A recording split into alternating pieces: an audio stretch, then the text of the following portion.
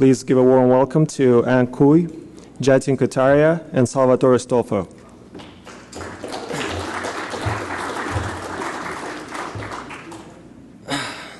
Okay, good morning. Hope everybody's properly caffeinated. We have a lot of information in this slide, in this talk. So, my name is Ang Cui. This is Jatin Kataria. We're from Columbia University's Intrusion Detection Systems Lab, and we're going to talk about recent advancements in reliable Cisco iOS shellcode and rootkit design.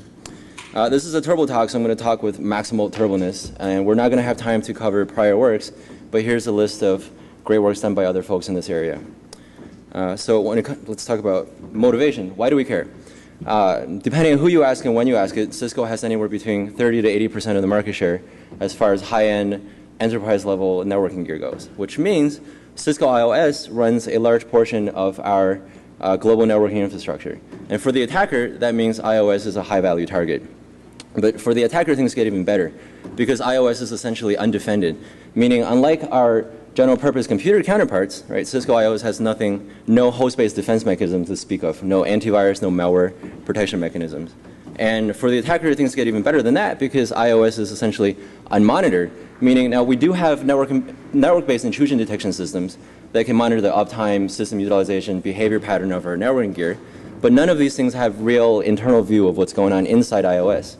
Which means if you're able to manage to get a piece of malware running inside iOS, and you manage to not use an absurd amount of resources or crash the box, chances are your presence will be very difficult to detect.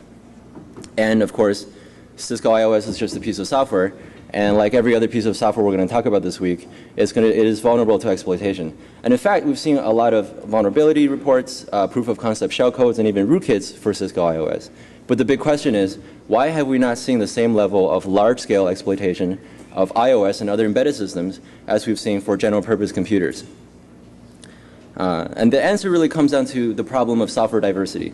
Okay, as FX and others have pointed out, there are something on the order of 300,000 different iOS images in the world, in the wild, and these images vary greatly as far as memory layout is concerned, which means if you design a piece of shellcode to work with a specific version of iOS and you try to use that shellcode on an unknown iOS device out on the network, the memory layout of this victim device will be different from what you expect, and chances are your shellcode is not going to work, and you can probably just end up crashing the device altogether. And in my opinion, this is the last real obstacle that stands in the way of practical, reliable, large-scale exploitation of Cisco iOS and other embedded device systems. And this is the obstacle that we're going to overcome in this talk in the next 17 minutes. So when we talk about iOS diversity, we're really talking about binary diversity, diversity of the firmware. We're not talking about functional diversity, right? So if you think about it, a router, a switch, regardless of the software revision, they have to do some pretty predictable things. So in a sense, they really represent what I'm going to call a functional monoculture. And here's a good example of what I'm talking about. Regardless of software version, on any iOS device on the admin interface, if you put in the enable command and you put in the wrong password 3 times, a very predictable string is going to come out. It's going to be either bad secrets or bad password. Now, if we have a vulnerability that gives us arbitrary memory modification, memory corruption, we know the exact location of this function inside iOS, we can then go ahead and just patch this function and change the way that the router handles authentication, and that's going to allow us to put in a persistent backdoor. But this is exactly the problem of the diversity issue, right? We have no idea for an unknown iOS device the location of this function in memory. In fact, we don't even know the location of this bad secret string.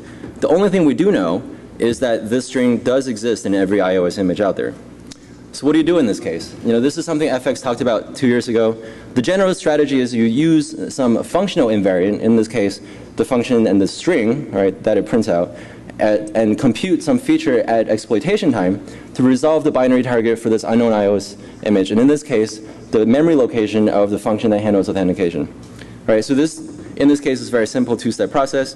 First, you scan through at exploitation time the data section looking for this bad secret string. Once you find that string, you scan through the text section, right, looking for a reference to that piece of memory. And when you find that reference, then you would have found the function that handles authentication, right? And then this is where you can go ahead and patch the function and get persistent backdoor. Now, this works, but there are some issues with this approach, right? We do have to compute this pretty complicated 2-step process at exploitation time. And if you're doing this on a busy router, that's going to mean there's a good chance your shellcode will be caught by what's known as the watchdog timer. right? When this happens, your shellcode will be terminated, your process will be terminated, your attempt will be logged in great detail in traceback, both in console and syslog and core dump, and your attempt will fail, and chances are you can even potentially crash the router that you're working with. But there's actually even more subtle problem than just this. Now, suppose our shellcode does execute correctly and we're able to put in a persistent backdoor. That means we already had some vulnerability that allowed us to have arbitrary memory corruption, but the fact that we don't know what the internal memory layout of this iOS image is prevents us from making more modifications to this iOS device, even though we could. And without solving this diversity problem, we're really stuck at this level of exploitation. So that was 2 years ago, and this is now. We're going to show you a new shellcode that we designed that I'm going to call the interrupt hijack shellcode. Specifically, we're going to kill 3 birds with 1 stone with this new design. First, it's going to be faster. Instead of this 2-step process, we're going to do just a single-step process that's going to scan through the text section of the router at exploitation time. Second, we're going to be stealthier. Now, suppose we do have a backdoor that allows us persistent root-level access to this router. You're going to need to access that backdoor through some persistent TCP connection. Now, that's a connection that's going to be logged and monitored by traditional intrusion detection systems. And that's just a piece of evidence that other people can use that can alert others to our presence. In contrast, the interrupt hijack shellcode, you're going to see in a few slides, uses a wide spectrum of different types of protocols that are unrelated, that are process switched. Specifically, we're going to use the payloads of these process switch packets to construct a coherent command and control channel. Doing this will, because these packets are unrelated, traditional intrusion detection systems will have a harder time constructing our command and control channel, so it'll be stealthier and more difficult to detect. And specifically, the command and control channel we're talking about also is bidirectional. So we can use this to exfiltrate information back to the attacker in a stealthy way. And that's going to be very useful, very important when we try to actually solve this diversity problem. And lastly, we want to have more control. Now, if we put in a persistent backdoor, we're still stuck with interacting with the existing iOS shell, right? We get level 15 privilege on the router, but we're not able to do anything more than just manipulate the router through iOS commands. But if we're able to put in a rootkit on this router, right, we already are operating on the supervisor mode on the CPU, which means we can potentially read, write, execute any piece of memory on this router, right? And if we solve the diversity problem and figure out exactly what the memory layout of this device which is compromised is, we can really take advantage of that fact. So here is how the interrupt hijack shellcode works. It works in 2 stages. First stage, it unpacks the second stage at a predictable location in memory on the victim router. Then it's going to scan through the text section once of the victim device, looking for the exit points of all the interrupt handlers it encounters. Once it finds that, and this is easy to find on the MIPS platform because that's just a 32-bit fixed pattern. The opcode is ERET, which stands for exception return. Once we find these ERET instructions, we're going to put hooks pointing to our second stage payload. And as a last step, we're also going to calculate a hash of all of the addresses of all the ERET instructions that we've just located. I'm going to call this thing the fingerprint, and this is going to be very important when we try to solve the diversity problem in a few slides, so keep in mind that we have this and think about why we're doing that. Now, once the second stage payload is active in the router, right, we've done something pretty cute. We've just escaped the tyrannies of the watchdog timer forever. Now, our second stage payload can now execute forever on the CPU without being caught by the watchdog timer, and here's why. So imagine your Cisco router, you have hundreds of different processes running, and you have interrupts firing off at all times. Each time any of those interrupts fire off, the appropriate interrupt handler is called, right? But before the handler returns control of the CPU back to the original process context, we get to now execute a small burst of our second stage payload. And by small burst, I mean anywhere between a few hundred to a few thousand instructions, right? Because we execute in such small bursts, in the context of many different interrupt handlers, this is not something that the watchdog timer can ever pick up on. And in fact, our CPU load for our second stage shellcode is going to be distributed evenly across all of the iOS processes inside this environment. So a network administrator can come in and pinpoint a specific process that has an abnormal elevated CPU utilization because our load is going to be distributed equally across every piece of code in the system. Now, this is our low-level second stage rootkit that's going to run forever on the victim device, and it's going to allow us to, oh, by the way, didn't tell you what the second stage does. The second stage is going to continuously scan through the IO mem range of our victim router. Specifically, we're going to look at the payloads of process switch packets. And we're going to look for a special 32-bit magic pattern that's going to indicate a command and control request. And that pattern is going to be followed by one of three possible commands: load code, execute code, or exfiltrate data. Now, this is our low-level second-stage rootkit that's going to give us arbitrary access to any piece of memory inside the iOS environment. We're running inside the interrupt handler. We're running at supervisor mode on the CPU. But we still, at this point, haven't solved the diversity problem. We can make modifications to any part of this router, but we have no idea what the memory layout of our victim device is. So this is where the fingerprint that I just talked about comes in. All right, first I'm going to show you how we exfiltrate this fingerprint back. Then I'm going to talk about why this fingerprint solves the diversity problem, and then I think it'll be pretty clear. So I, the attacker, generate a regular old ICMP echo request, a ping message.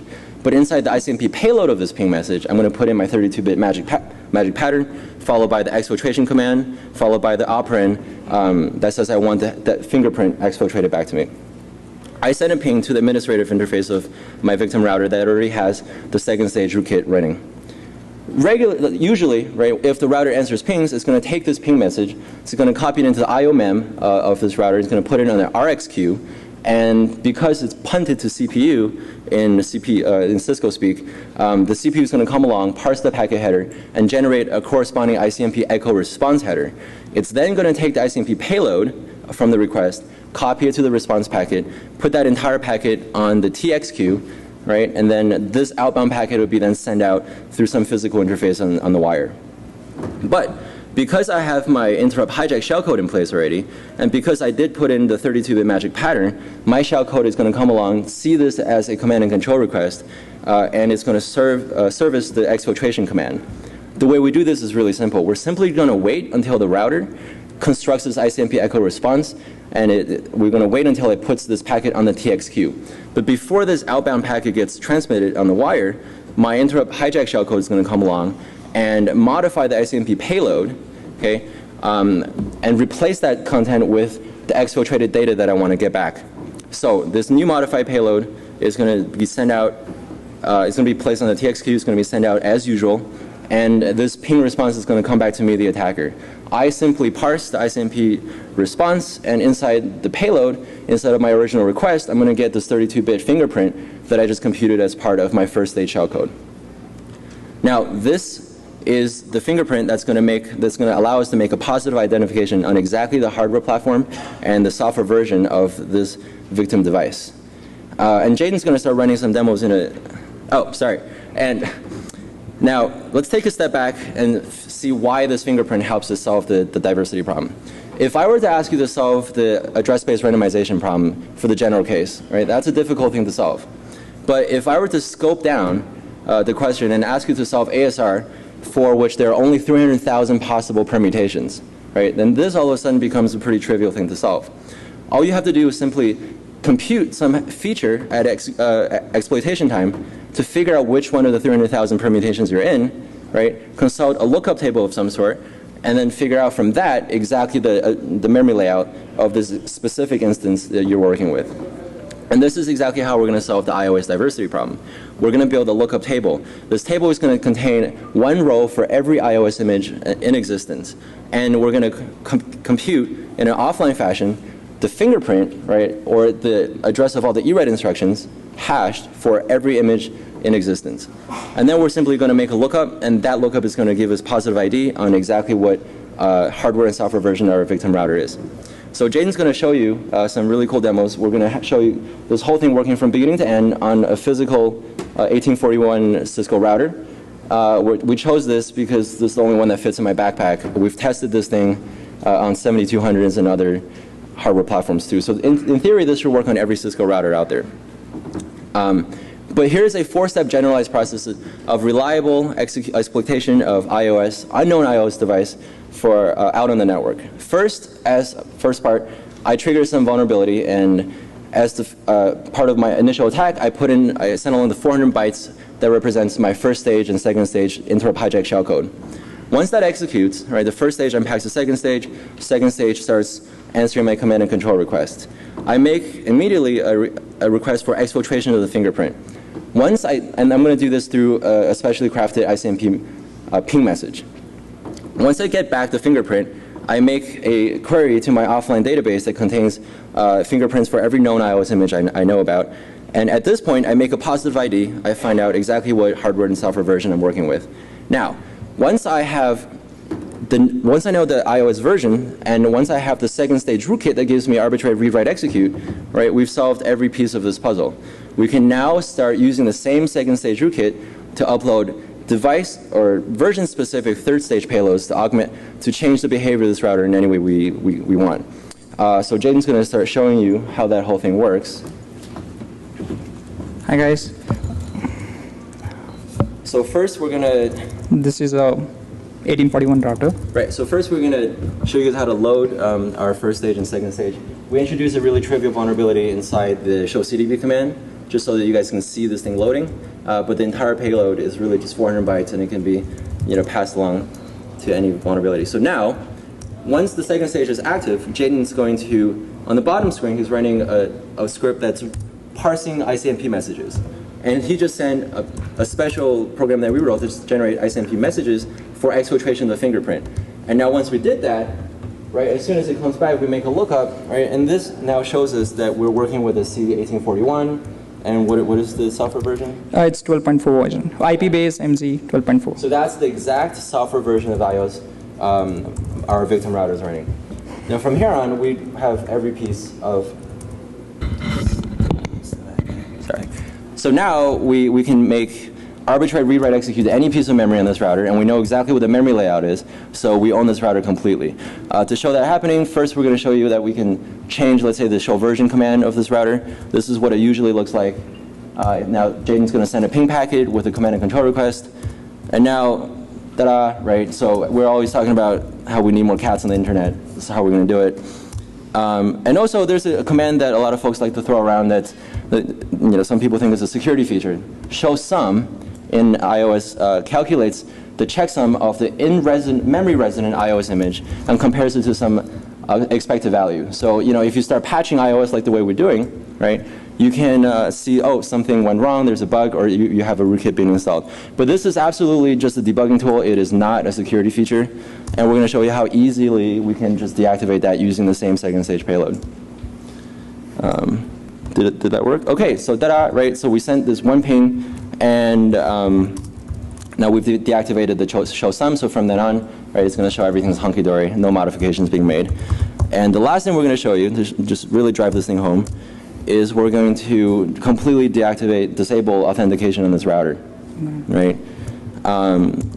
So now when Jaden's going to type in the password wrong 3 times, okay, ta-da, the hash mark gives you root on this router, so we own everything about it. Okay, so we win. Now, because our demos have all worked out, this is live demo, we're going to make a sacrifice to the demo gods. We don't have time to go into exactly how this is going to work, but this is a remote brick. It's going to physically brick this 1841 router so that it prevents it from booting up iOS after this reboot. The way it roughly works is we're going to overwrite the EEPROM content of the motherboard of this router, so that once it reboots, the first level loader is going to look at the EEPROM and it's going to say, you're no longer running legit, genuine Cisco hardware, I'm going to refuse to reboot, go away. Now, ROM-on upgrade is not going to fix this problem. An iOS upgrade is not going to fix this problem. The only way to revive your router after this happening to you is if you restore the exact EEPROM content of your router, and this information is device specific. Now, I carry around the EEPROM of that router in my pocket so I can do this demo over and over again. But my question to you, for you guys in the audience who are network administrators, is do you, okay? So maybe it's time to think about backing up the EEPROM of your devices, especially if you have thousands of these on your network. So now, we just send the break command, we send a reboot command using the same second stage mechanism. And I guess did you do it? Yeah. Okay, so the router rebooted. It's going to take some minutes to come back, and it's going to just get stuck here, so let's go back to the PowerPoint. All right, so we don't have time to stare at this router. If you're not convinced, you can come find me afterwards, and you can try all you want to reboot this router. But without the EEPROM value, it's not going to work. So, what's new and exciting in the offensive work area? Okay, so we built a 3,000 image database just as a proof of concept. That's roughly a 1% coverage of all the iOS for devices out there. But for a moderately motivated individual, right, getting the other 99% coverage is really not all that difficult. It will take about 1 or 2 weeks to download all these images from Cisco's website. Calculating these hashes, if you're clever about it, should take no more than just a few hours on regular powered computers. On the more excitingly, this EEPROM stuff we just showed you, we're currently developing hardware-resident malware that we hope will be capable of hardware-hardware contact propagation. Meaning, if I were able to get malware on a line card, for example, right, the EEPROM of a line card, and if I plug that into a router, potentially I could use that to infect the EEPROM of the motherboard, and from there I can infect iOS devices or iOS images and vice versa and have it propagate that way. On the defensive side, we have a lot of very interesting work going on. We've created a software construct called the software symbiote. This is something that is a software-only solution that can be injected directly into firmwares like Cisco iOS that can protect embedded systems against all of this malicious execution pattern that we just talked about today. The paper that will detail exactly how this defense works is called Defending Legacy Embedded Systems Using Software Symbiotes. It will be published in RAID 2011. That's in September, I think. So that's a very exciting paper. Look out for it. There's a lot of good information there. And using the software symbiote, we've constructed a line of physical Cisco hardware, Cisco routers, that are capable of quietly detecting and capturing real-world iOS exploitation attempts. Right? And we hope to distribute this across the internet to start actually catching real-world exploitation of Cisco routers. And that brings me to my last point. All the defenses that we've tested against have been against the malicious code that we've written or found through proof of concept code from other folks who have done research in this area. But if you or somebody you know have access to real-world iOS malware, we would love to talk to you because I would like to set up some friendly shootout just to see how our defenses stack up against malware we find in the wild for Cisco iOS. So that's it. That's my talk. Please, here's my contact information along with my advisor's contact information. And please check out our website for our ongoing research and publications. And thank you, Jaden, for being DJ demo. Yay, Cisco. All right.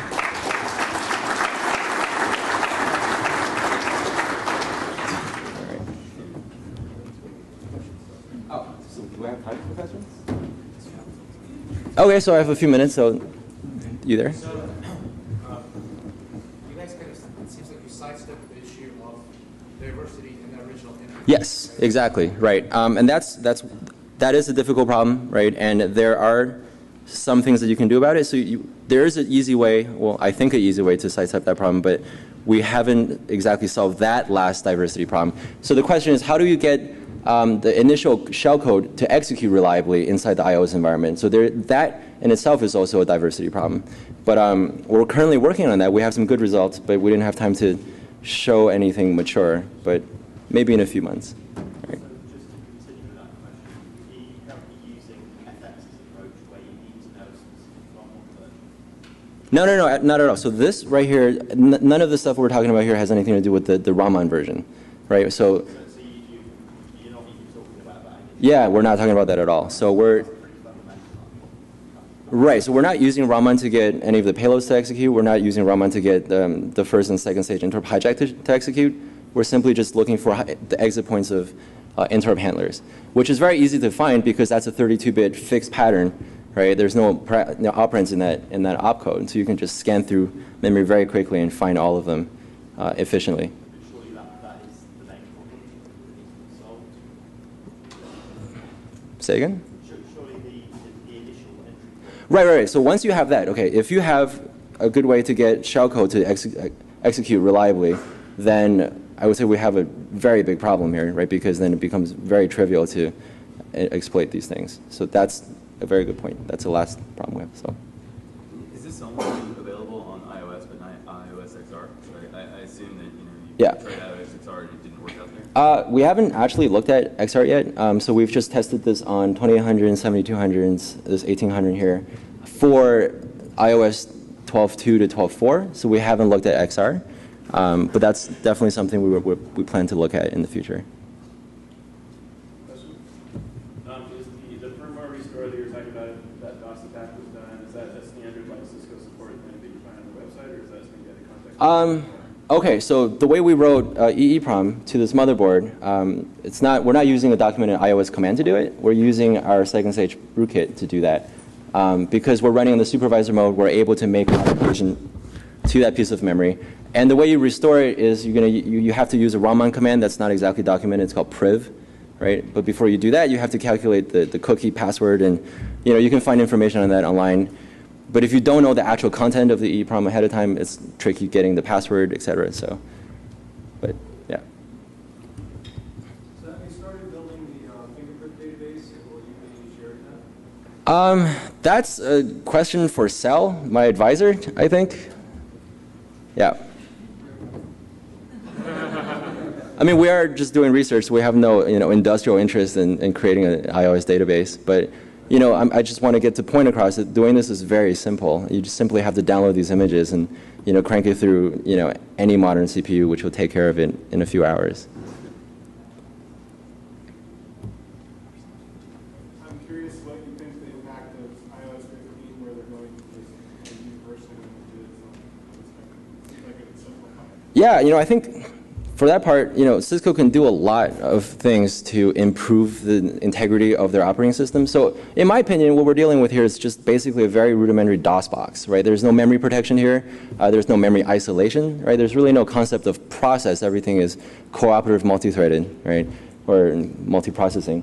So, once you start adding in real modern defenses, like memory virtualization, right? That's going to really help improve the security of devices like this. But for now, these, at least up to 12.4, right, there's no such thing, right? So it's very easy to exploit. Which means if you're able to compromise any piece of iOS, even in non-privileged mode, right, you can get supervisor mode on this router and own the entire thing. So that's, I think, a very significant security problem.